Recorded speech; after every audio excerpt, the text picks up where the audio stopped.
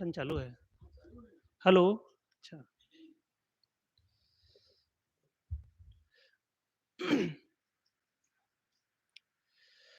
परम पूज्य श्री साहेब जी,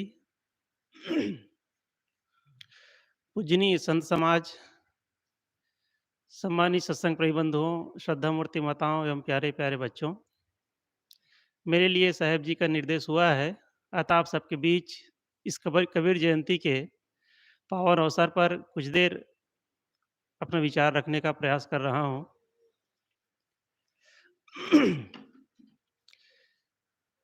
कबीर साहब को आज हम सब जितनी श्रद्धा से याद करते हैं, उतनी श्रद्धा से कबीर साहब के समय कबीर साहब को लोग नहीं मानते थे, बल्कि अधिकतम लोग उनके विचारों को लेकर के, उनके कार्यशैली को लेकर के लोग उनकी आलोचना करते थे। कोई भी महापुरुष जब इस दुनिया में आते हैं, तो पहले उसकी आलोचना होती है और बहुत सारे महापुरुषों को लोग उनके जीवन को ही समाप्त कर देते हैं। चाहे वो संत ईसा हो, जिसे सूली पर चढ़ा दिया जाता है, चाहे वो सुकरात हो, जिसे जहर दे दिया जाता है। ऐसे बहुत सारे महापुरुष हुए हैं। चाहे वो भगवान महावीर हो, जिसे जिसे कान में कील ठोक दी जाती है। भगवान बुद्ध, जिसे गाली दी जाती है और ठुकराया जाता है। जब महापुरुष रहते हैं तो लोग उसकी कद्र नहीं करते हैं, उसकी इज्जत नहीं करते हैं। लेकिन महापुरुष चले जाते हैं तो लोग उनकी याद करते हैं कि हमने अपना अमूल्य हीरा खो दिया। ऐसे ही आज हम सब कबीर साहब की याद कर रहे हैं। कबीर साहब हम सबके बीच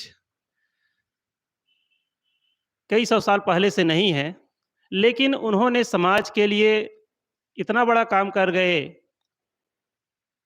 कि उनके उनके काम को लेकर के, उनके जीवन जीने का ढंग को लेकर के, जो कुछ भी उन्होंने समाज के लिए किया, जो उनका उपकार है, उसके बदौलत आज हम उनकी याद करते हैं। कोई व्यक्ति है, वो अपने घर परिवार के लिए ही सोचता है।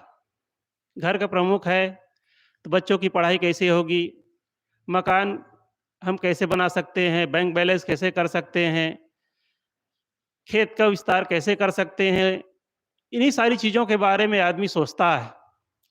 लेकिन कबीर साहब ने क्या कहा है? कबीर साहब ने कहा है, मैं रोऊँ यह जगत को, मोको रोए न कोय।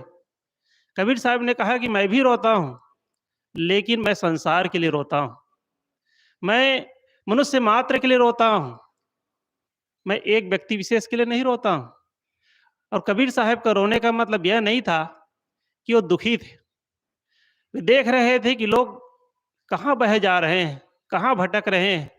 देवी देवता के नाम पर, भगवान भगवती के नाम पर और अंधविश्वास, मिथ्या मान्यता के नाम पर, और जो समाज के अगुवा हैं, पंडित, पुरोहित और मौलवी हैं, वे आम जनता को कैसे गुमराह कर रहे हैं, सारी चीज़ों को देख रहे थे और महसूस कर रहे थे। इसी कारण से कबीर साहब से बात रही नहीं गई और समाज के बीच आकर के उन्होंने अपनी बात कही।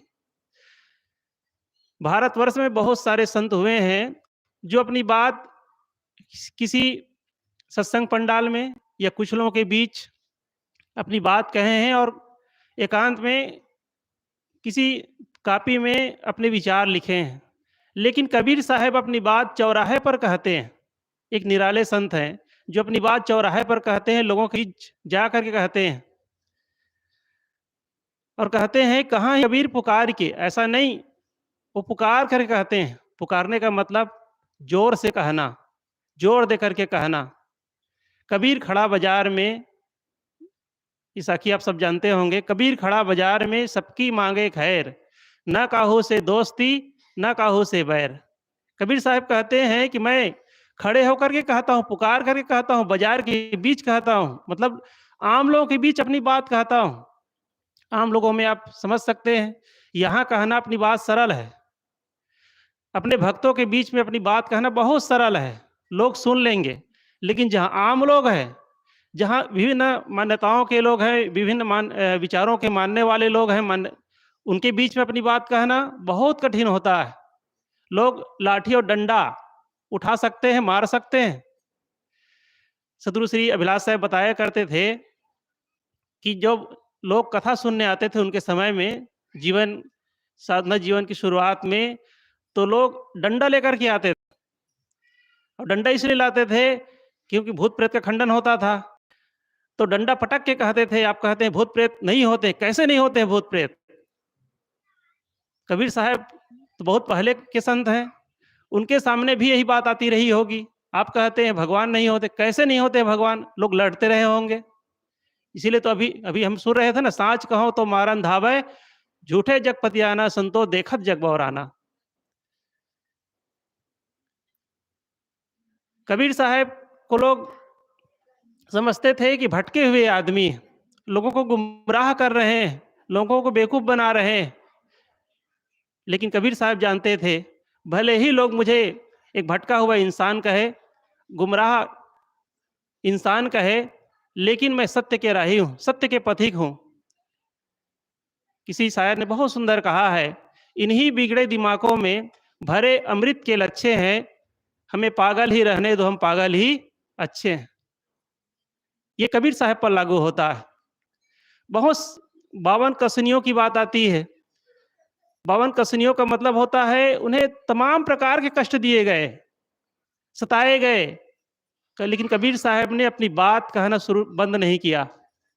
अपनी बात कहने के लिए वे रुके नहीं और चुके नहीं। जब जैसा संयोग पड़ा अपनी बात उन्होंने हिंदुओं के लिए कहा, मुसलमानों के लिए कहा, सबके लिए कहा। छत्तीसगढ़ में तो हिंदू मुसलमान का ना झगड़ा होता है, ना दंगा होता है। आप हिंदू मुसलमान के दंगा के बारे में उत्तर प्रदेश में जान सकते हैं। कभी जाएँ, दंगा होता है, तो काफ़ी लोग हिंदू पक्ष से उठते हैं और मुसलमानों की बस्ती में जाते हैं, वहाँ काट डालते हैं। और मुसलमान लोग फिर उठते हैं, हिंदुओं को काट डालते हैं। इस प्रकार से वहाँ दंगा होता है। लेकिन छत्तीसगढ़ में मुसलमानों की संख्या बहुत कम है। और साहब के समय जहाँ काशी का गढ़ रहा है, वहाँ तो हिंदू भी हैं काफ़ी मात्रा में, मुसलमान भी हैं। उस एरिया में भी, उस बेल्ट में भी काफ़ी मुसलमान हैं। तो वहाँ कबीर साहब देखते थे कि हिंदू मुसलमान में आए दिन झगड़ा हो रहा है, लड़ाई हो रही है। तो कबीर साहब ने समझाने का बहुत प्रयास किया कि भाई मनुष्य बनो, आदमी बनो, हिंदू मुसलमान ना बनो। किसी ने पूछा कबीर साहब से, कबीर साहब आप हिंदू हैं कि मुसलमान हैं? आप कभी हिंदुओं को समझाते हैं, कभी मुसलमानों को समझाते हैं, उनकी गलतियों पर डाँटते हैं, तो आप हैं कौन? कबीर साहब ने कहा, हिंदू कहो तो मैं नहीं, हिंदू कहो तो मैं नहीं, मुसलमान भी नाई। 5 तत्व का पुत्र गैबी खेले माई। न मैं हिंदू हूँ, न मुसलमान हूँ। मैं केवल इस शरीर में रहने वाला चेतन आत्मा हूँ। कबीर साहब अपने आप को केवल मनुष्य मानते थे। ज़्यादा कहें तो वो अपने आप को एक जीव मानते थे। लेकिन हम अपने आप को तमाम मान्यताओं में चिपका लेते हैं। स्त्री है तो वो अपने आप को जीव स्त्री समझने लगता है। पुरुष के शरीर में जीव है तो अपने आप को पुरुष समझने लगता है। अगर वो साहू है तो अपने आप को साहू समझने लगता है। हिंदू है तो हिंदू समझने लगता है। और अन्य जात में है, उस जाति के आदमी समझने लगता है। कबीर साहब ने कहा ये सब जात पात छोड़ो और मनुष्य बनो। लेकिन आज भी हम कबीर साहब को मानते हैं और तमाम मान्यताओं में, तमाम विचारों में चिपके रहते हैं। कबीर साहब के विचार को हम सब जानते हैं, जितनी मात्रा में जानते हैं, उतनी मात्रा में हम अपने जीवन में अपनाने का प्रयास करें। छोटी-सी बात जानते हैं कि ये चीज़ गलत है, वो काम ना करें, और जिस काम को जानते हैं कि ये काम सही है, उस काम को करें। तभी कबीर जयंती मनाने की सार्थकता होगी और कबीर साहब को हम सही अर्थ में जी पाएँगे। तो मैं आप सबके बीच कुछ देर निवेदन करने का प्रयास किया। मैं अपनी बात को यहीं पर समाप्त करता हूँ। बोलिए सद्गुरु देव की जय। बहुत-बहुत धन्यवाद साहब जी। आपने बहुत सुंदर विचार हम सबके बीच रखा। आइए हमारे बीच में भैंसमुंडी आश्रम से पधारे हमारे बीच में हमारे श्री लखन साहब जी आए हैं। मैं साहब जी से निवेदन करती हूँ कि आप भी अपने विचार 10 मिनट हम सबके बीच रखने की कृपा करेंगे।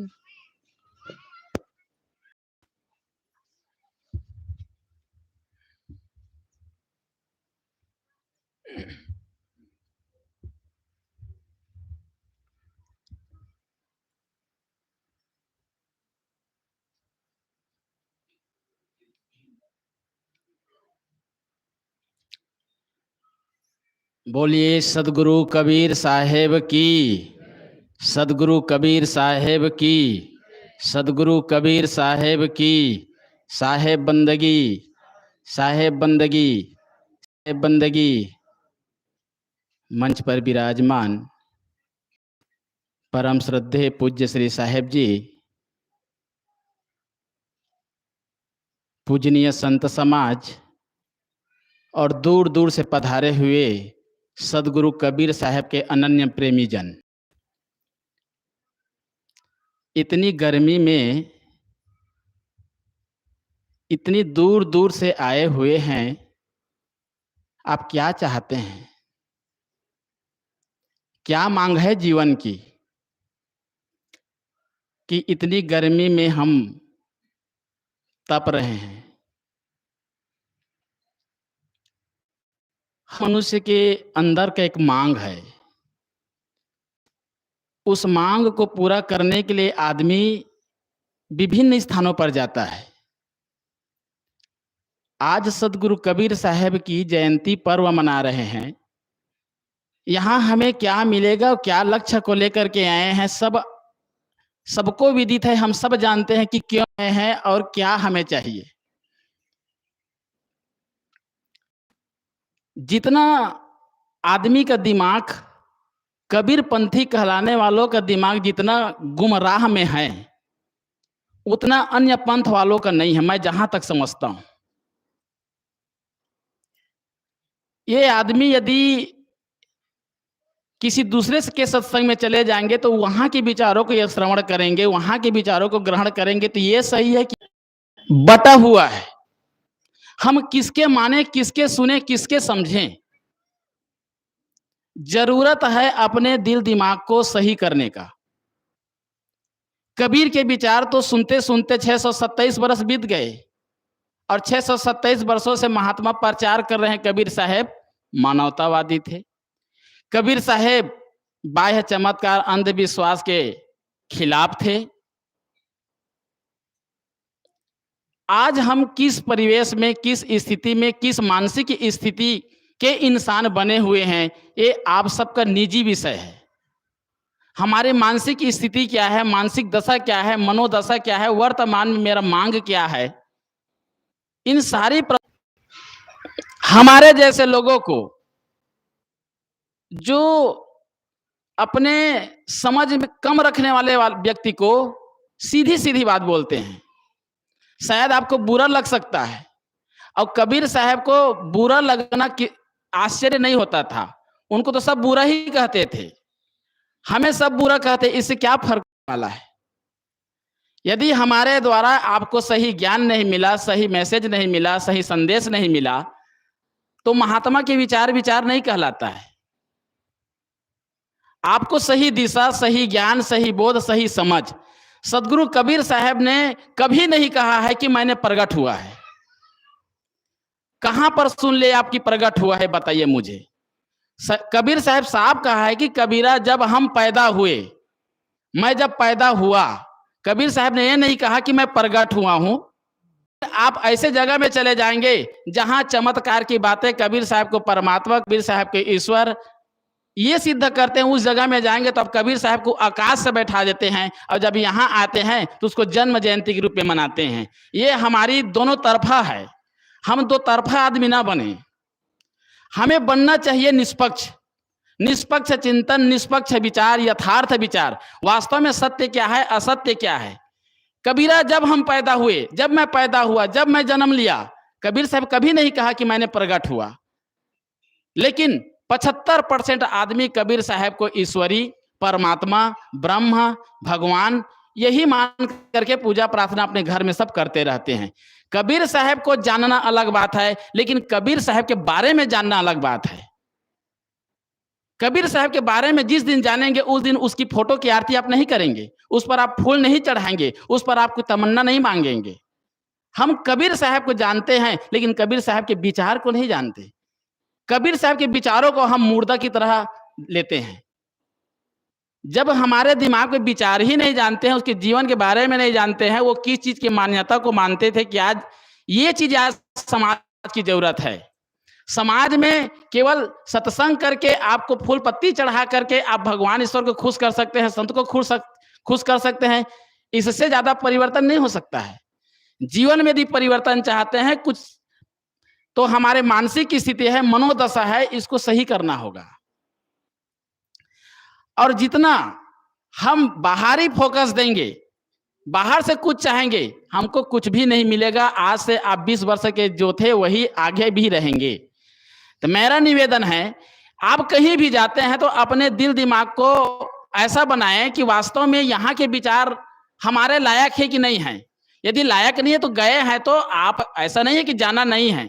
लेकिन खास चीज है, सदगुरु कबीर कोई भगवान ईश्वर परमात्मा नहीं थे, वे हमारे जैसे इंसान थे। तहिया हम तुम एकै लोहू, एकै प्राण व्यापै महू, मेरा खून आपका खून, मेरा शरीर आपका शरीर, आपकी आत्मा मेरा आत्मा, सब देखते हैं। लेकिन कहां से तुम पुष्प पर बैठा दिए। खंडन इसलिए करना पड़ता है कि 75 से 99% लोग कबीर साहब को पूजा पद्धति और प्रार्थना करने का साधन बना लिया है। अब इसीलिए हमारे जीवन, आपके जीवन में कोई परिवर्तन नहीं हो रहा है। परिवर्तन होगा जब कबीर साहब के जीवित विचार, अभी एक भक्त बता रहे थे कि जब तक इंसान को जड़ और चेतन का बोध नहीं होगा, जड़ और चेतन का ज्ञान नहीं होगा, तो आपकी समस्या जहां का तहां रहेगा, हमारी समस्या जहां का तहां रहेंगे। समस्या का समाधान तब होगा कि जब मैं शुद्ध बुद्ध पवित्र आत्मा हूं, जब हम पवित्र के मार्ग अपनाएंगे, सत्य के मार्ग अपनाएंगे, दया धर्म का पाठ पढ़ाएंगे। कबीर जयंती मनाने का ही मतलब होता है अनन्य श्रद्धा रखना, अनन्य प्रेम रखना अपने गुरु के प्रति, अपने पंथ के प्रति, अपने इष्ट के प्रति और हर मानव के प्रति हमारे प्रेम का भाव बना बढ़ता जाए। तब कबीर की जयंती मनाना, रोज रोज आप कबीर जयंती मना रहे हैं, एक विशेष दिन कबीर जयंती नहीं है आपके जीवन में, रोज कबीर जयंती है। यदि आप ऐसा जीते हैं, ऐसा महसूस करते हैं, हमारा मन इतना पवित्र हो, हमारा जीवन ऐसा साफ हो, हमारे जीवन में कोई बाधाएं नहीं है, सारी बाधाएं को हमने लाया है, हम खड़ा किए हैं। सारी समस्याओं के जनक हम स्वयं हैं और किसी पर हम दोषारोपण नहीं कर सकते। मैं पधा पुरुषों के करिए कि वास्तव में सदगुरु कबीर साहब इतनी झेले क्यों, इतना कष्ट सहे क्यों, उनका क्या गर्ज था हमारे लिए। मैं रो यह जगत को, मैं तुम्हारे लिए रोता हूं, लेकिन तुम्हें कोई फिक्र नहीं है। तुम्हें पढ़ने का अधिकार दिलाया, बोलने का अधिकार दिलाया, वोट देने का अधिकार दिलाया, तुम पानी पी नहीं सकते थे, मंदिर में जा नहीं सकते थे। ये सारे चीज आज हम अधिकार लेकर के बैठे हैं ना, कबीर साहब की देन है। हम समझते हैं कि हम सब कुछ हैं, हम सब कुछ कर रहे हैं, गलत फैमिली में हम जी रहे हैं। आज हम जो कुछ हैं, स्वतंत्र जीवन जी रहे हैं, वो सदगुरु कबीर साहब की देन है। इसलिए हम कबीर की रेड़ी हैं और कबीर जैसे महापुरुषों की प्रचार प्रसार के लिए आप और हम मिल करके प्रचार प्रसार करेंगे तो हमारा समाज एक बहुत आगे बढ़ेगा और आगे बढ़ेगा, हम बढ़ेंगे, आप बढ़ेंगे। और अधिक न कहते हुए मैं यहीं पर अपने वाणी को विराम देता हूं। बोलो सदगुरु कबीर साहब की जय। बहुत बहुत धन्यवाद साहब जी को। आइए अब हमारे बीच में हमारे पूज्य श्री दीपेन साहब जी हैं।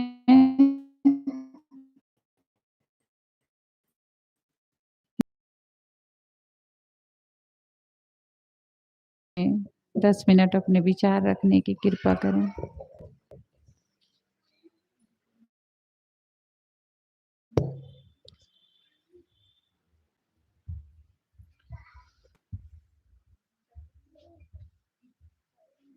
समाज की जय, भक्त समाज की जय। परम पूज्य साहब जी, बंधुनी संत समाज, सत्संग प्रेम बंधुओं, श्रद्धा मृत्यु देवी एवं प्यारे बच्चों, सदगुरु कबीर साहब ज्येष्ठ पूर्णिमा को आए, जिसमें गर्मी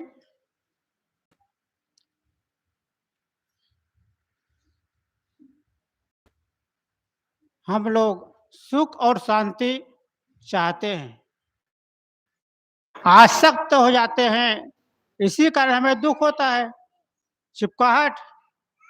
अगर अनासक्त पूर्वक जीवन निर्वाह करें तो सुख ही सुख होगा, लेकिन हम अज्ञानवश भूले और भटके हुए हैं, अंधविश्वास चमत्कार पाखंड में हम भूले भटके हुए हैं। सदगुरु कबीर साहब कहते हैं, जो तू चाहे मुझको छांट सकल की आस, मुझी ऐसा हो रहे सब सुख तेरे पास। सदगुरु कबीर साहब इसमें कहते हैं, जो तू चाहे मुझको छांट सकल की आज। अगर मुझे चाहते हो, अगर मेरे अनुसार चलना चाहते हो, मेरे विचार के अनुसार चलना चाहते हो, तो छांट सकल की आस। जो आसक्ति है, जिसमें लगाव है, उसको छोड़ दो, तभी सुख और शांति पा सकते हो, अपने आप को जान सकते हो। लोग मौत से डरते हैं, मौत प्यारी मौत मेरे सामने आया करे। सदगुरु अभिलाष साहब कहते हैं बैराग संजीवनी में कि मौत प्यारी मौत मेरे सामने आया करे। लेकिन मौत तो सबको होना ही होना, आना ही आना है, इसका कोई रोक नहीं सकता है। आए हैं सो जाएंगे राजा रंग फकीर, एक सिंहासन चढ़ चले एक बधे जात जंजीर। एक सिंहासन में बैठ कर जाता है, एक जंजीर में बंद कर जाता है। सिंहासन में बैठकर वही जाता है जिसके अंदर कोई प्रकार की चाहना कामनाएं मोह ममता नहीं होता, वही सिंहासन में बैठ कर जाता है। और जंजीर में बंद कर वही जाता है जिसके अंदर मोह कामना होता है। जो अंधविश्वास पाखंड में जो डूबे हुए हैं, वही तो जंजीर में जाते हैं। इसलिए साहब कहते हैं कि जागो संतो जागत नींद न कीजिए। कबीर साहब कहते हैं संतो जागत नींद न कीजिए। जागो, उठो, अपने आप को पहचानो कि मैं कौन हूँ, इसको पहचानो। यह जीवन क्यों मिला हुआ है? खाने भोगने के लिए मिला हुआ जीवन? ऐसा नहीं, यह खाने भोगने के लिए जीवन नहीं मिला है, यहीं तक सीमित नहीं है। यह जीवन कल्याण करने के लिए मिला हुआ है, आत्मा कल्याण करने के लिए, अपने आप को जानने के लिए मिला हुआ है। इस जीवन को हम गफलत में खो देते हैं, विषय वासना में अपने जीवन को बर्बाद कर देते हैं, जिसमें सुख और शांति है नहीं। बहुत दुख दुख की खाएं तब बच्चों जब राम ही जानी। यह क्या दुख दुख है? संसार में क्या है? दुख ही दुख है। सुख का है? सुख तो अपने अंदर ही है, दिल ही में खोज, दिल ही में खोजो यह करीमा रामा। इसलिए अपने अंदर को झांकना है, अंदर झाड़ू दे के कूड़ा दूर बहाओ। अंदर की जो कूड़ा कबाड़ हमारे अंदर जो भरा हुआ है, उसको दूर करे। जो खान पान गलत चीजों का खान पान है, उसको दूर करे। और अनेक मान्यताओं को हम ग्रहण किए हुए हैं, जो अंधविश्वास चमत्कार पाखंड, और जो कबीर साहब कहते कबीरन भक्ति बिगाड़िया कंकर पत्थर धोए, अंतर में विष राग के अमृत डानी होए। कबीरन भक्ति बिगाड़िया, भक्ति के नाम पर लोग मूर्ति पूजा करते हैं। कबीर साहब इसका खंडन करते हैं कि मूर्ति न पूजो, जो संतों की जो वाणी है, उपदेश है, उसके अनुसार चलो। लेकिन हम चल कहाँ पा रहे हैं? हमारी दिशा गलत तरफ मुड़ा हुआ है, खान पान गलत है। तो ये सब कबीर साहब कहते हैं इसको सुधारो, खान पान को सुधारो, अपने जीवन को अच्छा बनाओ, चरित्र को अच्छा बनाओ। यह जीवन मिला हुआ है, मनुष्य शरीर मिला हुआ है, बड़े भाग्य मानुष तन पावा, सूर दुर्लभ सत ग्रंथ ही गावा। रामायण में कहते हैं कि बड़े भाग्य मानुष तन पावा, वह बड़े सौभाग्य से मनुष्य शरीर मिला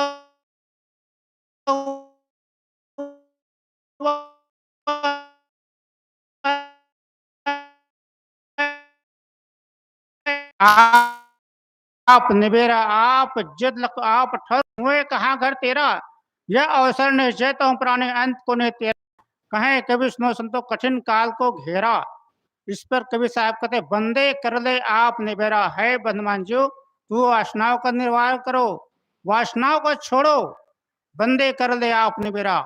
आप जिद लख, आप ठहर करो, मुँह कहाँ घर तेरा। आप जित लखो, आप ठहर करो, जीते अपने ठहर स्थिति बनाओ। मरने के बाद हमारे साथ कुछ जाएगा क्या? ये धन दौलत पद प्रतिष्ठा हमारे यही छूट जाएगा। हमारे साथ जो अच्छा करेंगे वही हमारे साथ जाएगा। भलाई का काम करेंगे, परमार्थ का काम करेंगे, भक्ति का काम करेंगे, वही तो हमारे साथ जाएगा, ये सब तो छूट जाएगा धन दौलत। तो यहाँ पर कहते हैं साहेब कि बंदे कह ले आप निबिर आप जेत लख आप ठर करो मुँह कहाँ कहते रहे अपने ठौर स्थिति करो जीते जी अंतिम के लिए तैयारी करो, तो सब बाकी छूट जाएगा। तो यह कबीर साहब हम लोगों को ज्ञान की बातें बताते हैं कि जागो मोह निद्रा से जागो, मोह निद्रा सब सोवन हारे, मोह निशा सब सोवन हारे, मोह निशा में हम सोए हुए हैं। कबीर साहब इसको जगाते, संतो जागत नींद किए, जागो मोह के नींद से जागो, अपने आप को पहचानो और अपना काम करो, कल्याण का काम करो, क्योंकि अनादि काल से हमारे अंदर माता और पिता का संस्कार अच्छा होगा तो बच्चे अच्छे संस्कारित होंगे। तो साहब कहते हैं कि अपने जीवन को अच्छा बनाओ, अच्छा सकलो दुर्मति दुर्गुण अच्छा जन्म बनाओ, काग गौन गत छाड़ के हंस गौन चले आओ, सारे दुर्बुद्धि को दूर करो, जीवन को अच्छा बनाओ, कौवे की जो आचरण है गलत उसको छोड़ कर हंस गौन चले आओ, निर्चिर विवेकी बनाओ। कबीर साहब की वाणी इतना आग है, धधकती आग, और कबीर साहब गर्मी में हुए उनकी वाणी तो यह हीरा के पहलू 56 पहलू होते हैं हीरा, इसी प्रकार कबीर साहब की वाणी में आग है। तो हम अपना जीवन को कबीर साहब की वाणी के साथ अपने जीवन को अच्छा बनाएं और न कतुनि सदगुरु साहब अपनी वाणी को बोले सदगुरुदेव की जय, कबीर साहब की जय, सदगुरु अभिलाष साहब की जय, साहिब बंदगी। बहुत बहुत धन्यवाद साहब जी को, बहुत सुंदर विचार साहब जी हम सबके बीच रखे। आइए अब हमारे बीच में हमारी पूजनीय श्री साहब जी हैं। मैं साहब जी से करबद्ध निवेदन करती हूँ कि आप अपने अमूल्य विचार हम सबके बीच रखने की कृपा करें।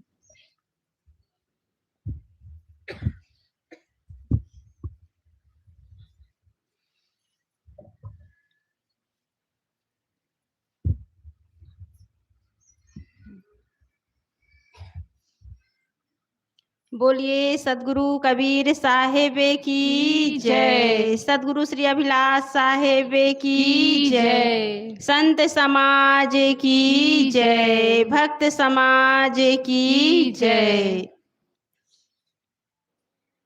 मंचासीन परम श्रद्धे श्री साहेब जी, वंदनीय संत समाज, उपस्थित धर्मानुरागी आत्मी बंधुओं, भक्ति के स्रोत माताओं एवं बहनों,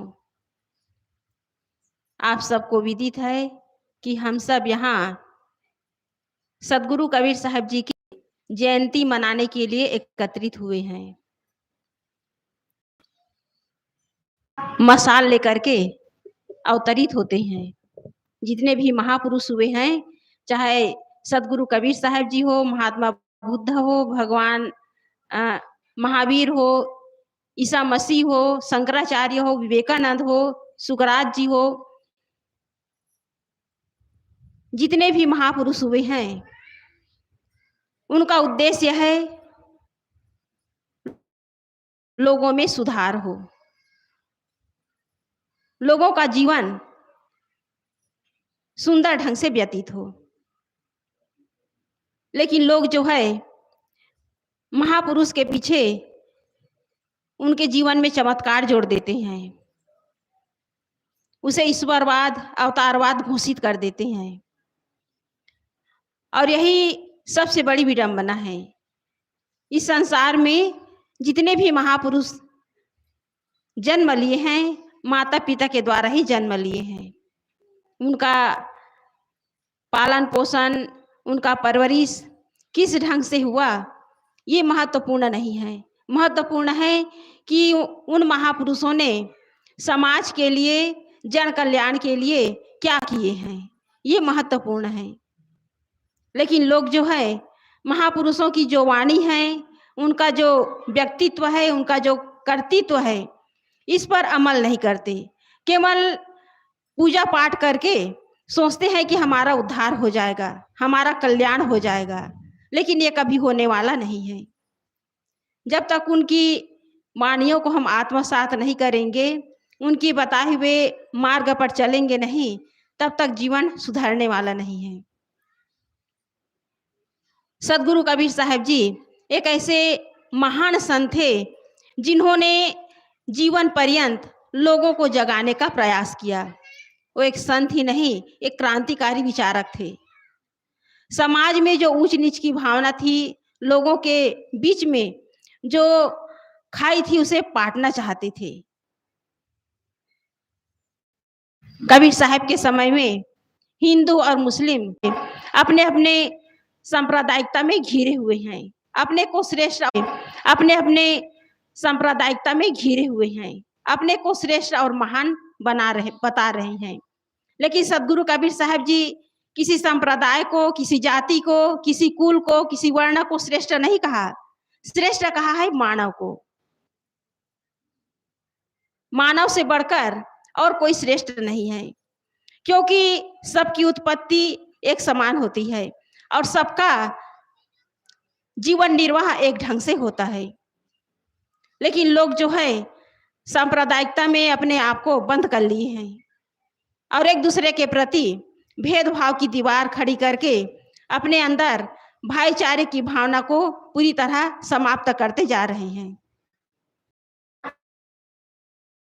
अपने अंदर पाले हुए हैं, उन्हें छोड़ करके, उन्हें त्याग करके, उन्हें मिटा करके सबके साथ प्रेमपूर्ण व्यवहार करें। कबीर साहब जी के समय में जितना संप्रदायवाद, अवतारवाद, पाखंडवाद और अंधविश्वास जितना फैला हुआ था, आज भी उतना ही लोग सांप्रदायिकता में और अंधविश्वास में, पाखंड में, कर्मकांड में आज भी घिरे हुए हैं।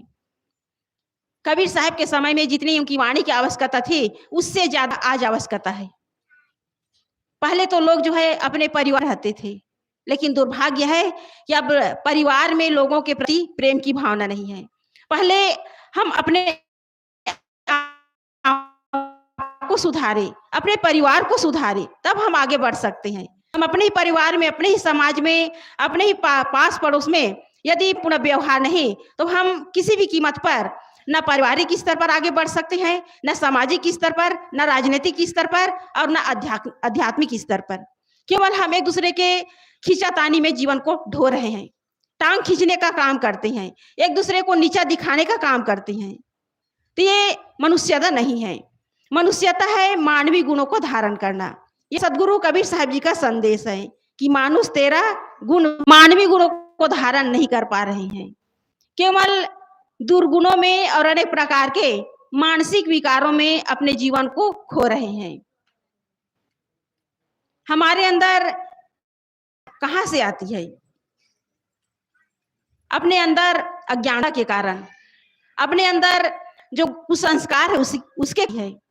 तो जब तक हम अपने अंदर जो गलत भावना है, गलत कुसंस्कार है, उसे मिटाएंगे नहीं, जीवन सुंदर बनने वाला नहीं है। तो मुख्य बात है कि हम अपने परिवार में जुड़ करके रहें, हम अपने परिवार में एकता के साथ रहें, परिवार में सेवा और सहयोग की भावना से रहें, परिवार में बड़े बुजुर्गों का हम सम्मान करें। यह है सदगुरु कबीर साहब जी का संदेश। और उसी का जीवन सुधारता है जो सद्गुणों को धारण करता है। कहा भी गया है, गुणों को बढ़ाएं और गुनाहों से बचे। सूत्र है, गुणों को बढ़ाएं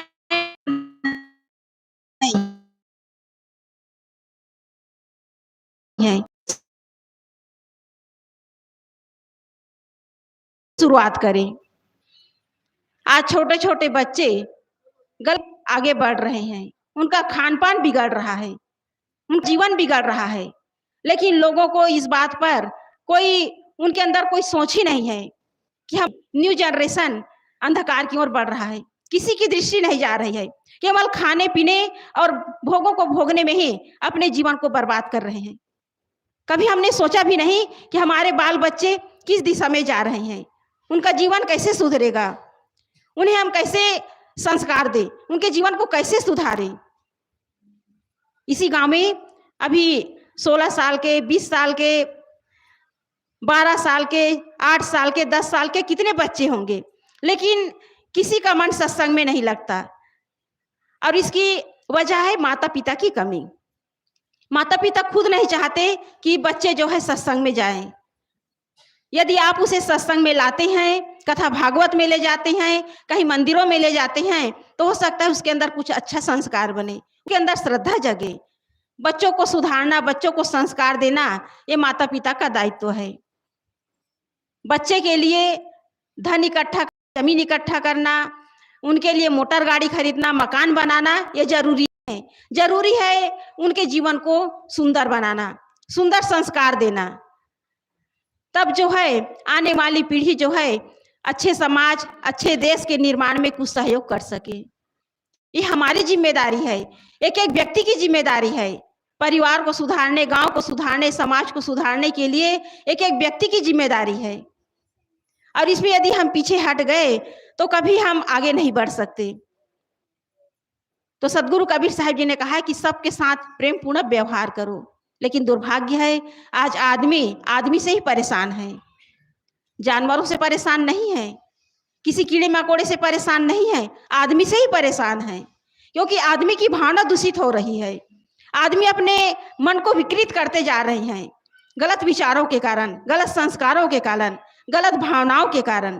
कहा भी गया है, आदमी की शक्ति से डर रहा है आदमी को लूटकर घर भर रहा है आदमी ही मरता है, मार रहा है आदमी, समझ कुछ आता नहीं क्या कर रहा है आदमी। आप किसके लिए लड़ रहे हैं? जमीन के लिए, धन के लिए, पद के लिए, सम्मान के लिए। लेकिन ये सब छूटने वाला है। इसकी लड़ाई करते करते अनेकों बड़े बड़े योद्धा, बड़े बड़े बलशाली राजे महाराजे आए, लेकिन आए और चले गए, लेकिन किसी को कुछ हासिल नहीं हुआ। बाहरी लड़ाई से, धन संपत्ति की लड़ाई से, मान सम्मान की लड़ाई से यदि किसी को कुछ मिलता तो आज बहुत लोग सुखी हो जाते। इतना बड़ा महाभारत युद्ध हुआ, युद्ध के बाद पांडवों की विजय हुई, लेकिन पांडव जो है जीत हासिल करके, हस्तिनापुर राज्य प्राप्त करके, राज सिंहासन पा करके भी सुखी नहीं हुए, जीवन भर मनस्ताप में जलते रहे। ये बाहरी लड़ाई नहीं लड़नी है, हमें आंतरिक लड़ाई लड़नी है। अपने अंदर जो विकार है, अपने अंदर जो गलत संस्कार है, अपने मन में जो मलिनताएं हैं, उसको समाप्त करने के लिए यदि हम अपने आप से लड़ाई करते हैं, अपने अंतःकरण को शुद्ध करने का प्रयास करते हैं, तो हमारा जीवन सुंदर बन सकता है। लेकिन दुर्भाग्य है, हम खाने के लिए लड़ते हैं, पद के लिए लड़ते हैं, सम्मान के लिए लड़ते हैं, चीजों के लिए लड़ते हैं। ये लड़ाई असली लड़ाई नहीं है, ये नकली लड़ाई है। इसी लड़ाई को लड़ते लड़ते जीवन समाप्त हो जाता है, लेकिन मनुष्य जो है अपने जीवन में सुख और शांति को प्राप्त नहीं कर सकता। इसलिए असली चीज है अपने अंतःकरण को शुद्ध करना। सदगुरु कबीर साहब जी ने कहा है, संतो घर में झगड़ा भारी। अपने अंतःकरण में जो झगड़ा है, अपने अंतःकरण में गलत मान्यताएं हैं, गलत संस्कार हैं, जो मन में मलिनताएं हैं, उसे दूर करने का प्रयास करें। और उसको दूर करने के लिए लोग जो है बाहर भटक रहे हैं। लोगों को अंगूठी पे विश्वास है, लाल और काला रेशम पर विश्वास है, गंगा जी और नर्मदा जी के जल पे विश्वास है, मंदिरों पे विश्वास है, पहाड़ों पे विश्वास है, पर्वत पे विश्वास है, तीर्थों पे विश्वास है, लेकिन अपने कर्मों पे विश्वास नहीं है। इसी कारण आज जो है अधिकांश लोग, पढ़े लिखे लोग भी बेवकूफ बन रहे हैं, ठगा रहे हैं, और ठगने वाले बड़े बड़े धार्मिक लोग अपनी झोली भर रहे हैं। बड़े बड़े मंदिरों में देखो, दिन भर में करोड़ों रुपयों का चढ़ावा चढ़ता है। भगवान के पास कोई खजाना नहीं है, भगवान के पास कोई तिजोरी नहीं है। पुजारी लोग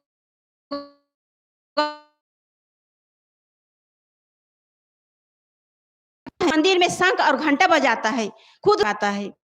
भूखे को रोटी नहीं खिला सकता और भगवान को 56 भोग लगाता है।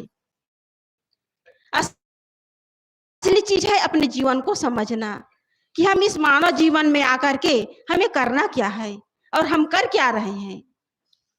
अपने ही माता पिता, अपने ही भाई, हम मंदिर में पूजा पाठ कर रहे हैं और माता पिता को हम रुला रहे हैं, तो हमारा मंदिर में पूजा करना बेकार है। असली चीज है घर परिवार में प्रेम से रहना। हम बाहर में मंदिरों में पूजा कर रहे हैं और घर में आकर के अपने ही माता पिता, अपने ही सास ससुर के साथ गलत बर्ताव कर रहे हैं, तो हमारा मंदिर जाना बेकार है। असली पूजा है सबके साथ प्रेमपूर्ण व्यवहार करना। सदगुरु कबीर साहब जी ने कहा है, प्रेम पाठ का चोलना, पहिर कबीरू नाच, पानी दिन हो तासु को, जो तन मन बोले साच। जिसके तन में, मन में और वचन में सत्य समाया हुआ है, उसी के चमक है। और जिसका मन मलिन है, जिसके संस्कार गलत है, जिसके विचार गलत है, जिसके अंदर कुचिंतन है, वो आदमी बाहर से कितना भी सब कुछ प्राप्त कर ले, धन संपत्ति, रुपया पैसा, मान सम्मान सब कुछ पा ले, लेकिन वो अंदर से कभी सुखी नहीं हो सकते। अंदर से सुखी होने के लिए अपने मन को निर्मल करना होगा, अपने अंतःकरण को शुद्ध करना होगा, अपने अंदर जो विकार है उसे शुद्ध करना होगा।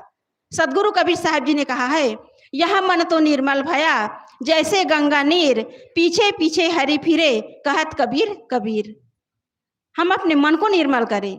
ये संत गुरुजनों की वाणी है, उनके उपदेश हैं, उनके संदेश हैं। उनके संदेशों को यदि हम अपने जीवन में धारण नहीं किए और बाहर केवल लौकिक उपलब्धि में, भौतिक चकाचौंध में यदि हम भूले रहेंगे, तो कभी हमें सुख मिलने वाला नहीं है। असली चीज है अपने आप को जानना कि मैं कौन हूँ, इस संसार में क्यों आया हूँ। लोगों से पूछा जाए कि आप कौन हो, तो अपना नाम बताएंगे, पता बताएंगे, मकान बताएंगे, माता पिता का नाम बताएंगे, लेकिन अपनी जो असली पहचान है लोग उसे भूले हुए हैं। अपना असली पहचान है कि मैं शुद्ध चेतन आत्मा हूँ और इस संसार में मैं अपना कल्याण करने के लिए आया हूँ और उसी के लिए मानव जीवन मिला हुआ है। लेकिन लोगों को इसका बोध नहीं है, इसी कारण भटक रहे हैं। गलत मान्यताओं में, गलत विचारों में और गलत कर्मों में लोग उलझे हुए हैं। इसलिए मुख्य बात है अपने कर्मों को सुधारना, सबके साथ प्रेमपूर्ण व्यवहार करना। जिसका कर्म सुधर गया, जिसका आपस में प्रेमपूर्ण व्यवहार हो गया, उसके जीवन में स्वर्ग ही स्वर्ग है। स्वर्ग कहीं बाहर नहीं है, स्वर्ग है अपने आप में लौटना। सत्संग का अर्थ ही होता है अपने आप में लौटना। जब तक हम अपने आप में लौटेंगे नहीं, अपने आत्मा में स्थित होने का काम नहीं करेंगे, तब तक ये बाहर का देखना सुनना, ये बाहर का जो लौकिक जो व्यवहार है, ये केवल उलझन का कारण है। इसी में संसार उलझे हुए हैं और इसमें केवल लोग जो है दुख भरे अपने जीवन की कहानी बताते हैं। तो हम अपने जीवन में जो दुख है, समस्याएं हैं, उसे निवृत्त होने के लिए हम अपने आप को समझें।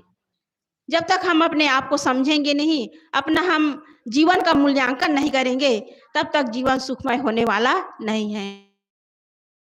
साहब जी का ये संदेश है कि घर परिवार में प्रेम हो, एकता हो, संगठन हो और सबके साथ यदि हम प्रेम से जीवन जीना सीख जाएं, तो हमारा जो जीवन जो है, इसी जीवन में स्वर्ग की ओर आगे बढ़ सकता है।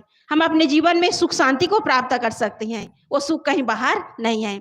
तो सदगुरु कबीर साहब जी का जो संदेश है, उस संदेश को हम अपने जीवन में धारण करें और उसके अनुसार जीवन जीने का प्रयास करें, तो निश्चय ही हम इसी जीवन में सुखी हो सकते हैं और अपने अंदर जो विकार है, अपने अंदर जो कुसंस्कार हैं, उसे धीरे धीरे मिटाने का प्रयास करें, तो हो सकता है हम कल्याण की ओर, आत्म शांति की ओर आगे बढ़ सकते हैं। तो सदगुरु कबीर साहब जी का ये जयंती मनाना सार्थक होगा। तो हम सबका यही उद्देश्य होना चाहिए कि हम इस मानव जीवन में आकर के हम ऐसा जीवन जिए कि हमारा अंतःकरण शुद्ध हो, प्रेमपूर्ण व्यवहार हो और हम अपने आप की परख करें। जब तक हम अपने आप की परख नहीं करेंगे, हमारा ये भटकना कभी बंद नहीं होगा। तो इसलिए सदगुरु कबीर साहब जी की वाणी है, इस वाणी को, उसके संदेश को हम आत्मसात करें और अपने इस मानव जीवन को सफल बनाएं। बोलिए सदगुरुदेव की जय। हाँ, पीछे में एक पाल रखा है, उसको बिछा देते। लाए हैं क्या? नहीं? तो उसको वहां ले जाओ, बिछा दो एक जन कोई। तुम मत जाओ नीलम, और कोई चले जाए। बैठने की जगह नहीं। बोलिए सदगुरु कबीर साहेब की। थोड़ा जोर से लगाने लग रहा, भूख लग गई अब सबको। ये भोजन भी जरूरी है। यहाँ असली खुराक हम लोग ले रहे हैं, जो भीतर से हमें मजबूत बनाएगी, बलवान बनाएगी। हमारा पूरा जीवन सुखमय हो जाएगा। शरीर के लिए तो रोज करते हैं, लेकिन जीवन के लिए, मन के लिए कभी खुराक नहीं देते हम लोग। ये आज बड़े मुश्किल से मिल पाया है। इस सौभाग्य को हम सब ऐसे न गंवाएं। ध्यान लगा करके, मन लगा करके अच्छे से सुने। कितने सुंदर विचार हम सब सुन रहे हैं। इस समय हम सब स्वर्ग में बैठे हैं। यही स्वर्ग है, और कहीं ऊपर स्वर्ग वर्ग नहीं मिलेगा। सत्संग ही हमारे जीवन का स्वर्ग है, जहाँ हमारे जीवन के लिए अच्छी बातें बताई जा रही हैं। जोर से जयकारा लगाएं एक बार। बोलिए सदगुरु कबीर साहेब की जय। बहुत बहुत धन्यवाद। बहुत देर से सुन रहे हैं सब लोग, तो आइए एक भजन सुन लेते हैं। हमारे छोटी बहन नीलम जी हैं। मैं आपसे निवेदन करती हूँ कि आप सदगुरु कबीर साहब का ही भजन गाएंगी, दूसरे का भजन ना गाएं। रोज तो गाते हैं दूसरे का, लेकिन आज सदगुरु कबीर साहब का ही भजन गाएंगे। मैं निवेदन करती हूँ, आप एक भजन हम सबके बीच रखें।